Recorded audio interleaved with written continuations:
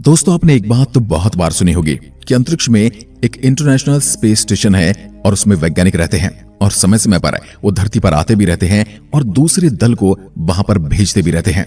दोस्तों, अक्सर हमारे दिमाग में ये सवाल जरूर आता है कि अंतरिक्ष से स्पेस स्टेशन गिरते क्यों नहीं। वैसे सैकड़ों सालों से अंतरिक्ष वैज्ञानिकों के लिए एक उत्सुकता का केंद्र रहा है। उसके रहस्य और संभावनाओं को जानने की चाह वैज्ञानिकों की दुनिया में नए आसमान को स्थापित करती है। 19 अप्रैल 1971 में सोवियत संघ द्वारा भेजा गया दुनिया का पहला स्पेस स्टेशन सैल्यूट 1 से लेकर आज 2021 तक कुल 12 स्पेस स्टेशन अंतरिक्ष में भेजे गए। तो फिर आखिर तब से लेकर अब तक घूम रहे ये स्टेशन गिरते क्यों नहीं? इस सवाल का जवाब जानने से पहले आपको ये पता होना चाहिए कि स्पेस स्टेशन क्या होते हैं और इन्हें क्यों बनाया जाता है। इसके बाद हम जानेंगे इन्हें अंतरिक्ष में कैसे भेजा जाता है और अंतरिक्ष में भेजने के बाद ये स्पेस स्टेशन अपनी ऑर्बिट में कैसे बने रहते हैं और ये धरती पर क्यों नहीं गिरते। धरती का गुरुत्वाकर्षण बल इन पर काम क्यों नहीं करता। आइए फिर जानते हैं इन्हीं सवालों के जवाब आज की इस वीडियो में और बने रहिए वीडियो में अंत तक। आप देख रहे हैं डीप स्पेस यूट्यूब चैनल। दोस्तों, कई दशकों पहले स्पेस स्टेशन बनाने के विचार को महज एक साइंस फिक्शन माना जाता था और ये केवल स्पेस लवर की कल्पना तक सीमित था, जब तक 1940 के दशक में स्पष्ट नहीं हो गया कि इस तरह के स्ट्रक्चर का निर्माण विज्ञान द्वारा प्राप्त किया जा सकता है।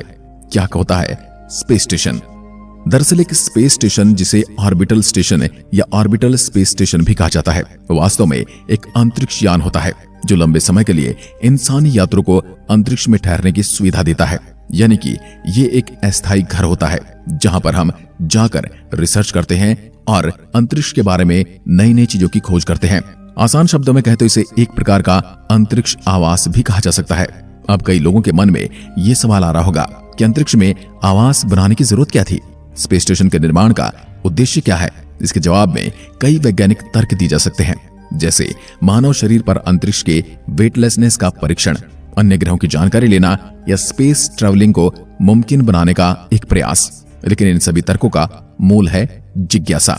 दोस्तों, अगर आपसे कहा जाए कि इस यूनिवर्स में हमारा अस्तित्व केवल धरती पर मौजूद एक छोटी चींटी से भी कम मायने रखता है, तो शायद ये कहना बिल्कुल सही होगा।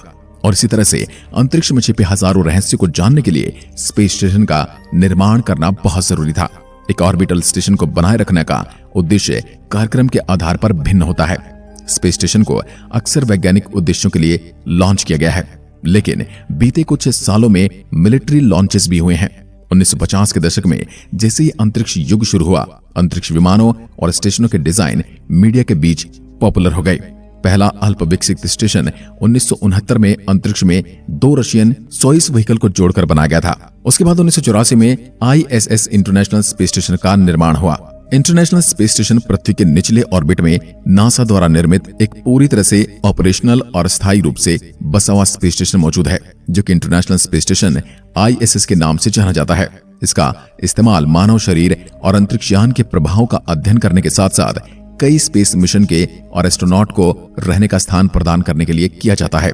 इसे 15 देशों ने मिलकर बनाया है। दुनिया के सबसे बड़े स्टेशन इंटरनेशनल स्पेस स्टेशन को इकट्ठा होने में 10 साल और 30 से अधिक मिशन लगे।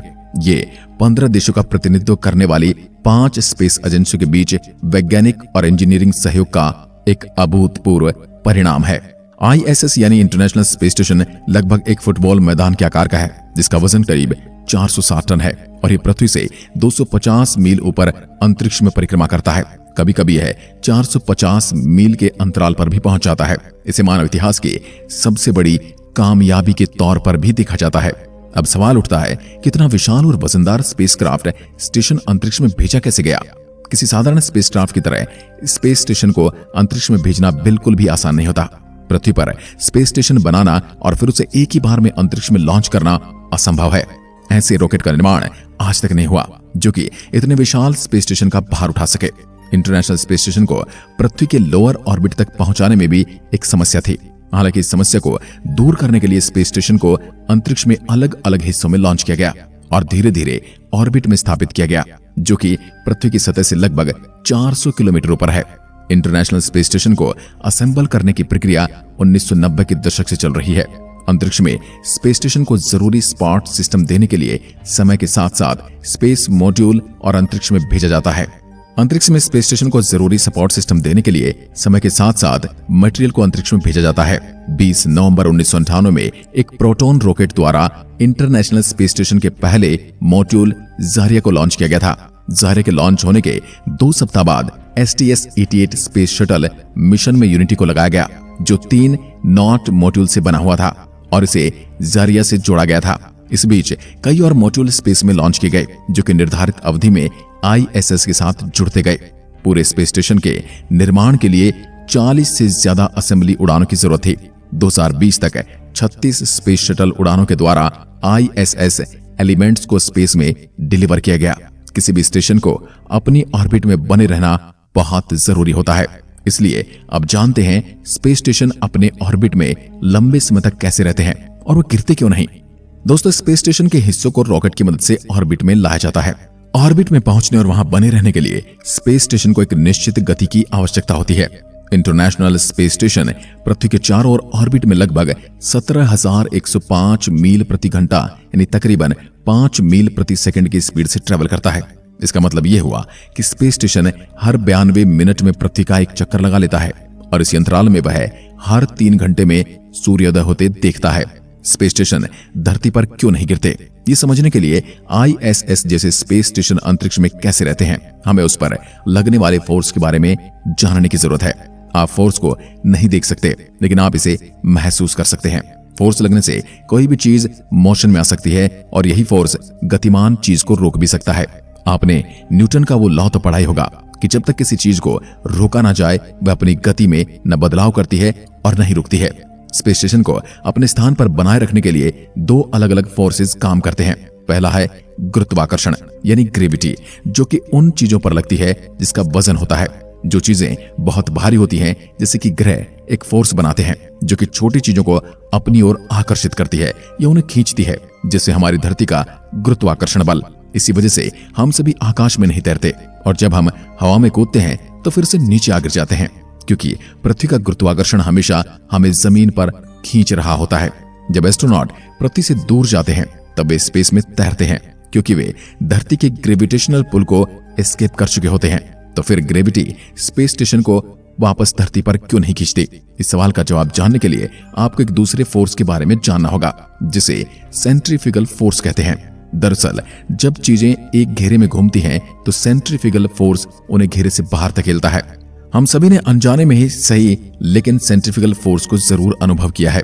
जैसे जब आपके पास में कोई गोल चक्कर या हिंडोला झूले पीछे से धकेला जाता है, तब वह सेंट्रीफ्यूगल फोर्स को महसूस कर सकते हैं। इंटरनेशनल स्पेस स्टेशन जैसे स्पेस स्टेशन पर निर्धारित गति से पृथ्वी की ओर चक्कर लगाते हैं, जिसे दूर धकेलने वाला सेंट्रीफ्यूगल फोर्स ठीक उतना ही होता है जितना कि इसे अंदर खींचने वाला ग्रेविटेशनल फोर्स। दोनों फोर्सेस के बीच बने इस बैलेंस को स्टेबल ऑर्बिट कहते हैं।